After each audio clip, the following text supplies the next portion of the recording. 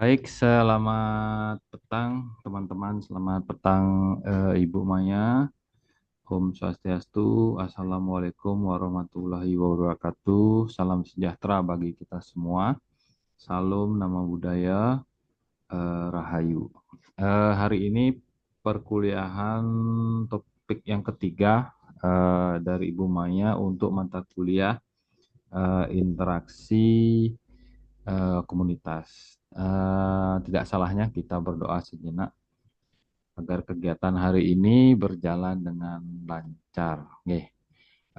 Berdoa menurut agama dan kepercayaan masing-masing. Silahkan dimulai.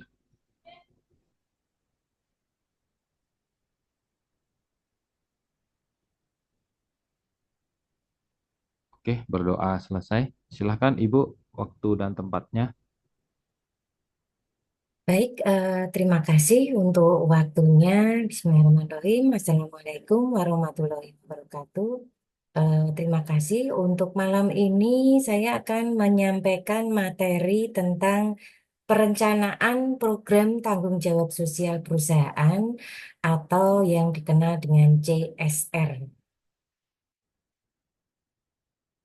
Nah, di sini kita akan melihat dulu kepada pengertian dan prinsip dasar tanggung jawab sosial perusahaan atau CSR. Nah, untuk pengertian di sini kita ketahui bahwa untuk definisi daripada CSR itu sendiri adalah komitmen suatu perusahaan untuk berkontribusi dalam pembangunan yang berkelanjutan melalui praktek bisnis yang etis, transparan, dan bertanggung jawab. Nah, untuk pengertian dari tanggung jawab sosial perusahaan sendiri, ini meliputi komitmen suatu perusahaan untuk berkontribusi dalam pembangunan yang berkelanjutan melalui praktek bisnis yang etis, transparan, dan bertanggung jawab. Di mana CSR ini singkatan dari Corporate Social Responsibility. Nah, untuk tujuannya sendiri adalah untuk menciptakan keseimbangan antara keuntungan ekonomi, keberlanjutan lingkungan, dan kesejahteraan sosial dengan memperhatikan kepentingan dari para pemangku kepentingan atau stakeholders seperti karyawan, pelanggan, komunitas lokal, maupun pihak pemerintah. Nah, contoh dari pada aktivitas CSR ini, eh, misalnya di bidang sosial ya, itu menyediakan pelatihan kerja atau pendidikan bagi masyarakat lokal, kemudian memberikan semacam donasi untuk korban bencana alam. Kemudian untuk bidang lingkungan, misalkan saja menggunakan bahan daur ulang dalam produknya, kemudian eh, melakukan reforestasi atau penanaman pohon kembali atau mengurangi emisi karbon. Nah, untuk bidang ekonomi, contohnya adalah mendukung UMKM lokal, kemudian menciptakan lapangan kerja di komunitas sekitar perusahaan. Nah, adapun prinsip dasar daripada CSR ini eh, didasarkan pada sejumlah prinsip yang menjadi pedoman bagi perusahaan untuk menjalankan tanggung jawabnya terhadap masyarakat dan lingkungan. Prinsip-prinsipnya meliputi ada kepatuhan terhadap hukum. Jadi di sini perusahaan itu harus mematuhi seluruh peraturan dan hukum yang berlaku di negara di mana tempat mereka melaksanakan operasional perusahaan. Itu di lingkup negara ya, kalau misalkan di tingkat provinsi, daerah, ya itu nanti disesuaikan dengan kebijakan hukum maupun peraturan yang ada di wilayah tersebut. Termasuk yang berkaitan dengan lingkungan, ketenaga kerjaan, maupun perdagangan. Itu semua disesuaikan. Nah, kemudian ada sustainability, yaitu keberlanjutan di mana perusahaan ini harus mengintegrasikan pendekatan yang berkelanjutan dalam semua aktivitas bisnisnya, sehingga dapat memenuhi kebutuhan saat ini tanpa mengorbankan kemampuan dari generasi mendatang untuk memenuhi kebutuhan mereka. Kemudian yang ketiga ada etika dan transparansi, di mana harus beroperasi secara etis, jujur, dan transparan ya dalam semua operasionalnya, baik itu dengan karyawan, dengan pelanggan, ataupun masyarakat luas. Kemudian eh, ada keterlibatan pemangku kepentingan seperti stakeholder engagement, yaitu di mana perusahaan itu perlu untuk melibatkan berbagai pihak yang terkait, seperti pemerintah, kemudian ada mitra bisnis, ya, di mana dalam perencanaan dan pelaksanaan dari program CSR. Nah, kemudian untuk pengelolaan dampak atau impact management ya, di mana perusahaan itu harus memahami dan mengelola dampak sosial, kemudian ekonomi dan lingkungan dari operasionalnya dengan meminimalkan dampak negatif dan memaksimalkan apa yang disebut dengan dampak positif. Kemudian ada pemberdayaan masyarakat ya, kemudian seperti pelatihan, pengembangan ekonomi lokal ya, maupun akuntabilitas dan pelaporan. Nah, ini juga ada kaitannya ya. Jadi ada laporan secara berkala dari CSR, kemudian ada continuous improvement, yaitu pelaksanaan itu CSR bukan hanya sekali ya, tetapi harus terus ditingkatkan seiring dengan perubahan kebutuhan masyarakat dan lingkungan. Nah, untuk dimensi CRS sendiri ini ada tiga, yaitu di bidang ekonomi, sosial, dan lingkungan. Untuk bidang ekonomi ini paling tidak diminta ada keuntungan ekonomi sambil memperhatikan etika dan kesejahteraan stakeholder. Kemudian berikutnya di bidang sosial ini mendukung masyarakat. Kegiatan apapun di masyarakat termasuk di bidang pendidikan, di bidang kesehatan dan pemberdayaan komunitas lokal. Kemudian untuk lingkungan sendiri menjaga dan memelihara lingkungan dengan mengurangi limbah, emisi, dimensi dari CSR. Nah, kemudian cara merencanakan program CSR yang relevan dengan kebutuhan komunitas lokal, yaitu tentunya di sini memerlukan pemahaman mendalam tentang masyarakat yang akan dilayani. Seperti apa sih mereka, latar belakang, culture, dan lain-lain ya, serta keselarasan dengan visi dan misi perusahaan. Langkah-langkahnya ada analisis kebutuhan komunitas lokal, misalkan dengan mengadakan survei, diskusi, ya, kemudian identifikasi masalah utama, cari tahu apa sih yang paling dibutuhkan, misalnya di bidang pendidikan, kesehatan, infrastruktur, atau lingkungan, gitu ya. Kemudian melakukan analisis data dan eh, baik itu di bidang sosial maupun ekonomi ya, misalkan menggunakan data statistik, misalkan untuk kondisi ekonomi, tingkat pendidikan, akses terhadap fasilitas dasar, dan lain sebagainya. Kemudian yang kedua ada pemetaan stakeholder.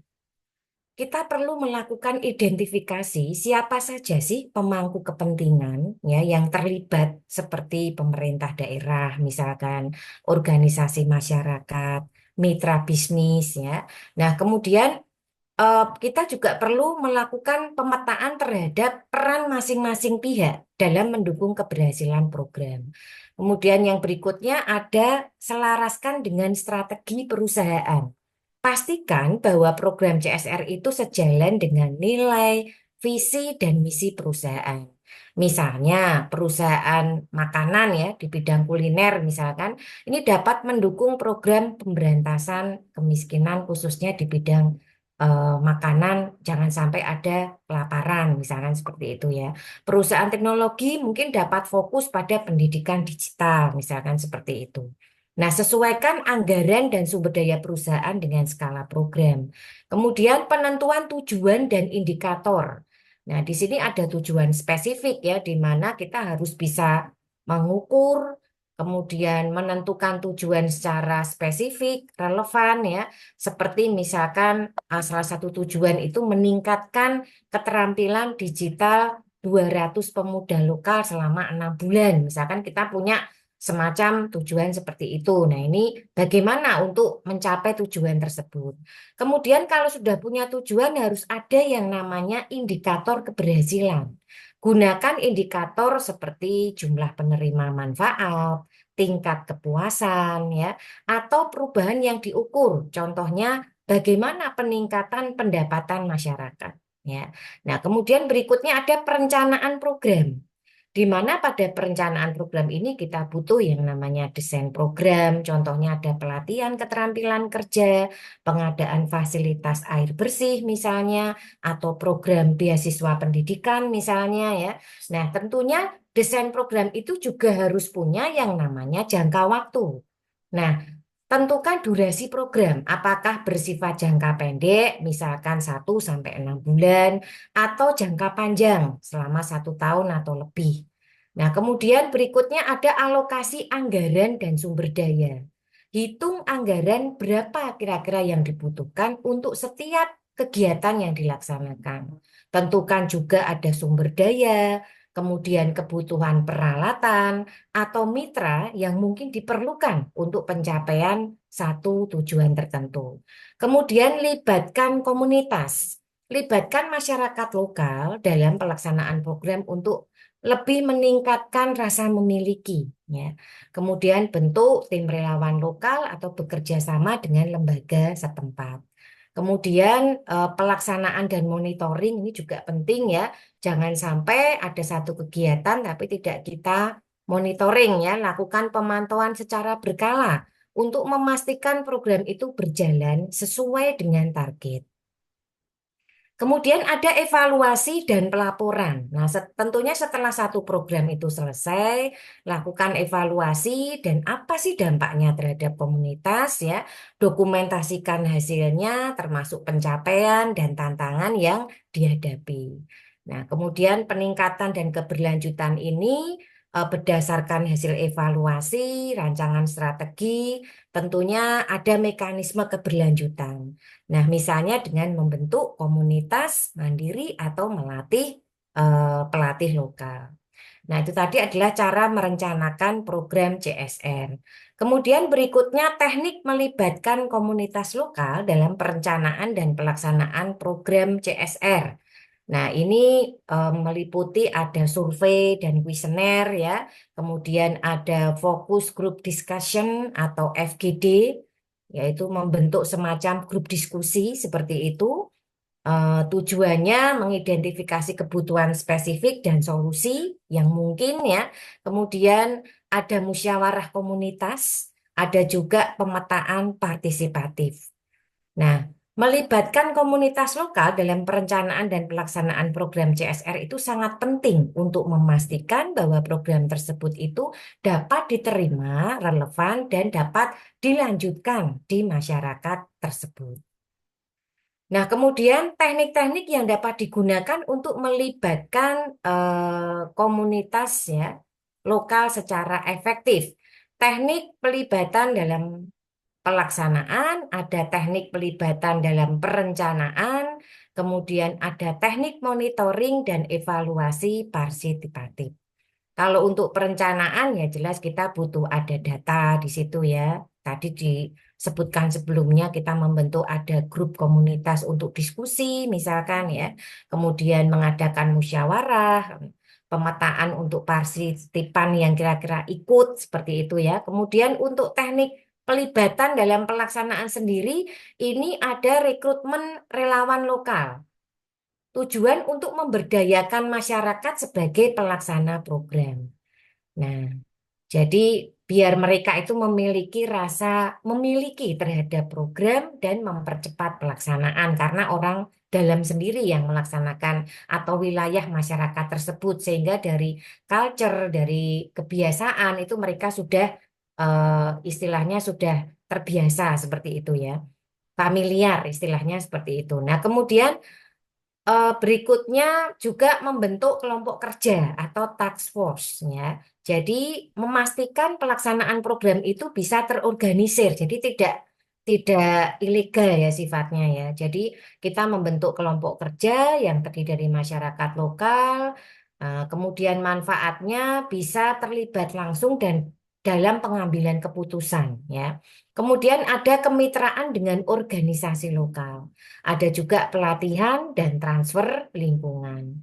Nah, dengan manfaat pelatihan ini diharapkan keterampilan itu dari masyarakat bisa lebih ditingkatkan ya dan mereka bisa menjalankan program secara mandiri setelah kita lakukan pelatihan-pelatihan tadi.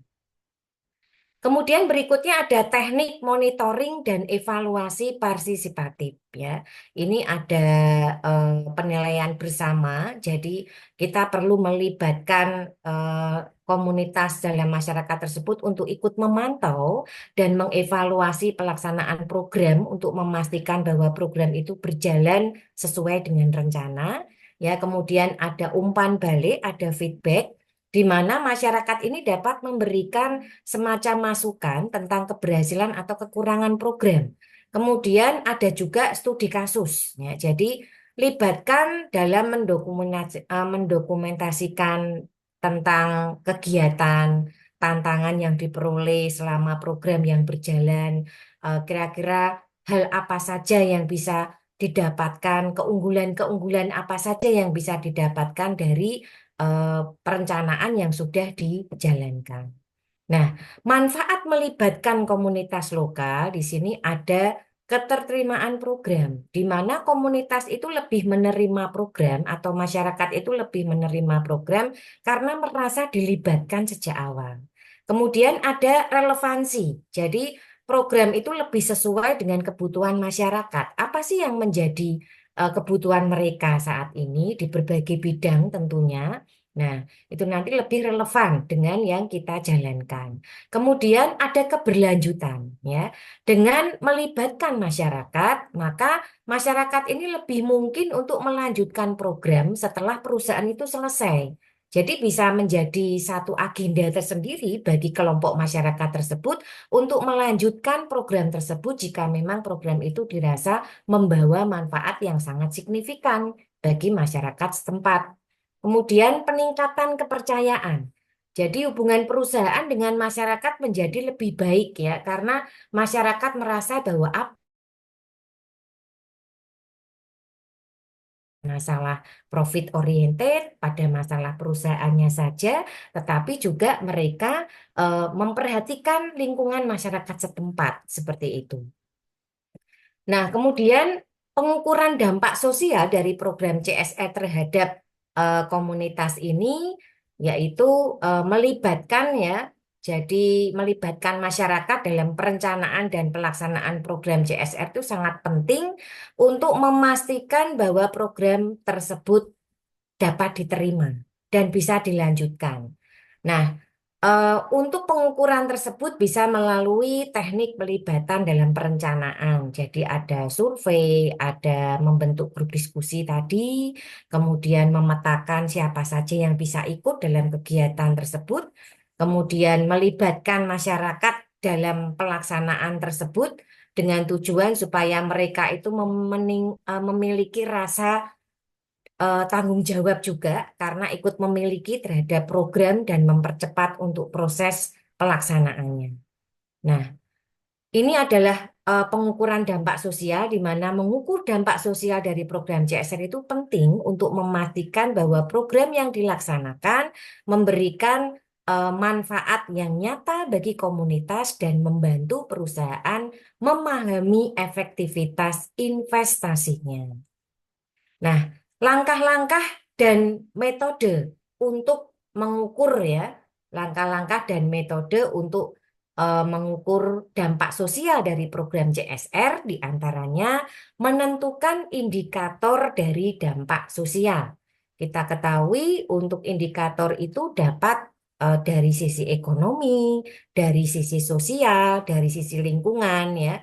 Kemudian metode pengumpulan data ada survei dan kuesioner, kemudian wawancara, kemudian juga membentuk semacam grup diskusi ya, observasi secara langsung atau mungkin menggunakan data sekunder. Contohnya misalkan data ekonomi masyarakat setempat sebelum dan sesudah program CSR dilaksanakan, misalkan seperti itu. Nah, kemudian ada metode analisis dampak ya.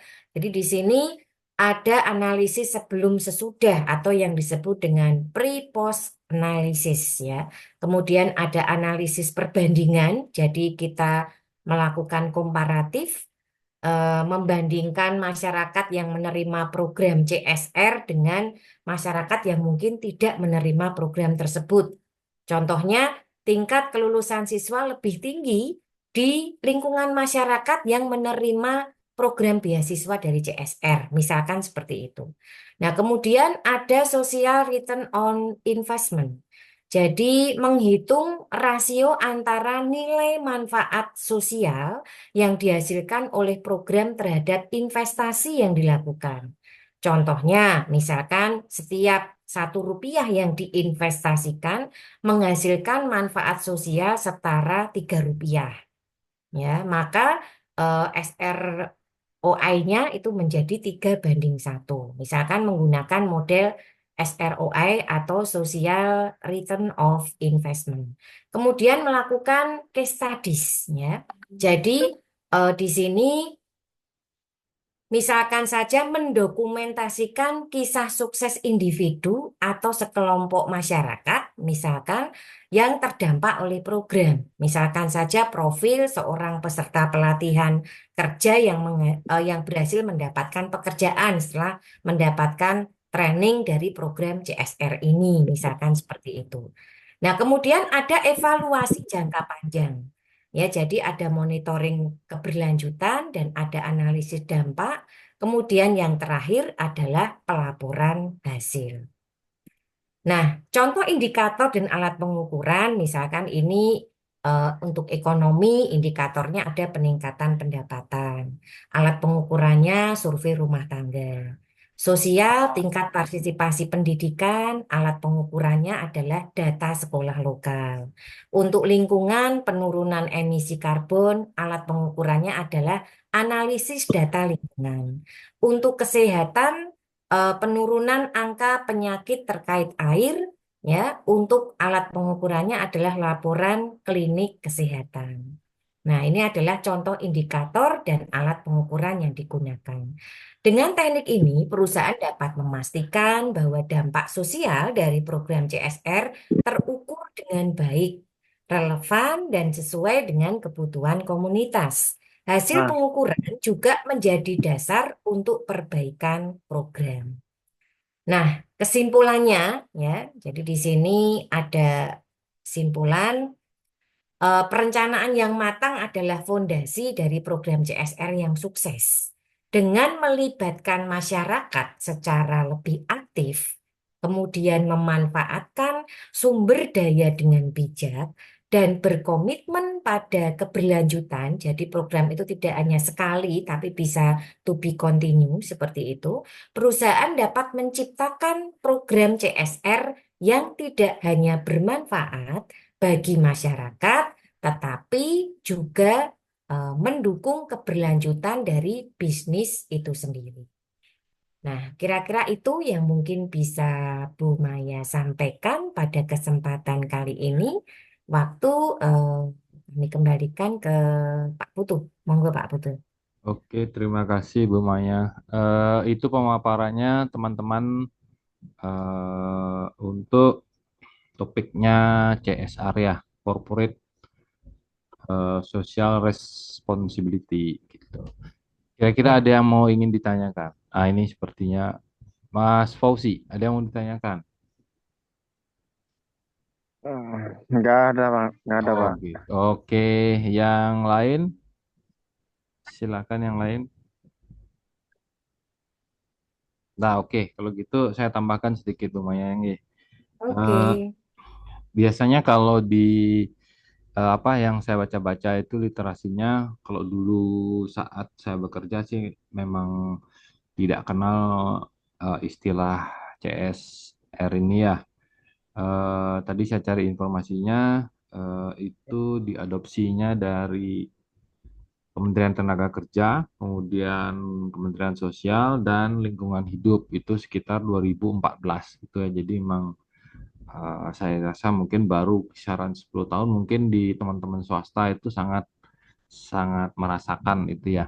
Jadi biasanya keterlibatan masyarakat juga dilibatkan dalam kegiatan CSR itu, atau contohnya yang paling gampang kan biasanya di mana perusahaan itu berdiri atau hotel itu berdiri, kemungkinan besar pasti ada masyarakat di sekitar itu yang bekerja di sana. Ya, itu juga salah satu program program yang paling gampang itu diterapkan itu biasanya mempekerjakan orang lokal yang ada di sekitar usaha itu berdiri itu. Ya.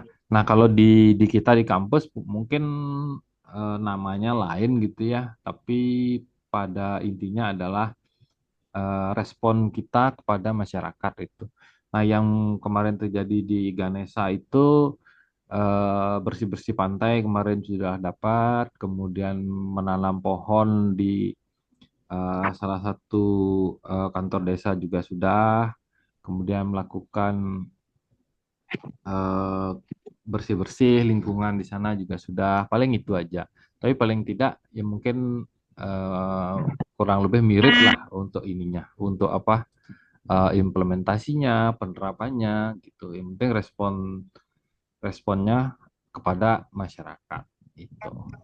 Ya, Ya. mungkin itu aja Bu Maya Kalau saya mungkin tambahkan. dari bidang pendidikan, dari Ya, perusahaan mungkin bisa memberikan semacam program beasiswa, Pak Putu. betul ya, Eh, betul. Program beasiswa untuk lingkup masyarakat setempat. Jadi mungkin bagi karyawan yang mungkin mau melanjutkan studi itu juga bisa diberikan Betul, semacam betul, bonus beasiswa juga. Nah, itu betul. mungkin dari tingkat pendidikan bisa diambil dari program CSR seperti itu. Ya, ya, Ya, betul, betul, betul sekali. Jadi apalagi eh, posisi misalnya perusahaan itu ada di desa gitu ya, karena iya. apa? Karena Heeh. apa? Karena mereka juga butuh bahan baku gitu yang ada di desa gitu. Mereka harus mendirikan perusahaan di situ, mendirikan pabriknya di situ, workshop dan di situ kemungkinan besar eh, implementasi CSR-nya adalah apa memberi bantuan berupa dana pendidikan gitu misalnya. Ya, Ya. Heeh. oke. Ada lagi teman-teman? Ada? Ada yang mau disampaikan? Sepertinya cukup Ibu Maya hari ini. Ya. Sepertinya cukup ini. Kalau gitu langsung di closing boleh dah Ibu Maya. Ya. Jadi untuk menutup materi pada malam hari ini, intinya poin dari perencanaan program CSR ini, seandainya nanti mau diimplementasikan seperti itu, yang pertama ini harus berbasis kebutuhan masyarakat. Jadi paling tidak apa sih yang dibutuhkan oleh masyarakat pada saat ini? Itu bisa menjadi program CSR yang kira-kira bisa tepat guna ya.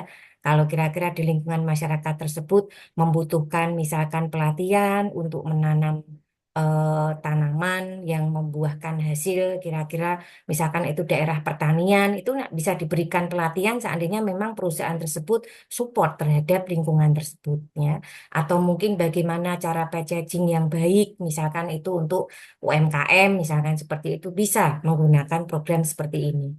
Nah, kemudian paling tidak program CSR ini juga harus selaras dengan strategi dari perusahaan. Jadi jangan sampai visi misi nilai-nilai perusahaan itu eh, lewat ya, karena bagaimanapun kita berangkat dari perusahaan di sini ya. Nah, jadi di situ harus selaras dulu.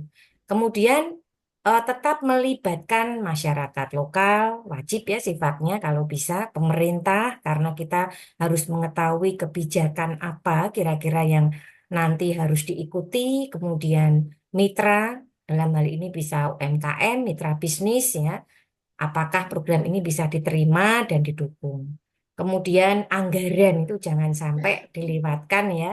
Jadi keberhasilan program itu bergantung pada alokasi anggaran sekali lagi. Kemudian paling tidak yang namanya program CSR ini eh, bisa memiliki atau memberikan dampak jangka panjang. Jadi jangan sampai hanya berhenti di saat ini saja. Seperti itu. Dan semuanya memerlukan monitoring dan evaluasi. Sehingga eh, menjadikan perusahaan itu memiliki perencanaan yang tujuannya memiliki dampak yang dapat diukur secara objektif. Mungkin itu saja yang bisa saya sampaikan untuk penutup atau closing pada materi malam hari ini. Terima kasih Pak Putu. Oke, oke. Kalau begitu, terima kasih Ibu Maya, terima kasih teman-teman yang sudah hadir di perkuliahan hari ini. Mungkin sebentar lagi eh, akan di-share di grup untuk materinya, Bu Maya. Nggih. Ya, Nggih, oke. Pertemuan hari ini cukup. Silakan boleh leave. Selamat malam.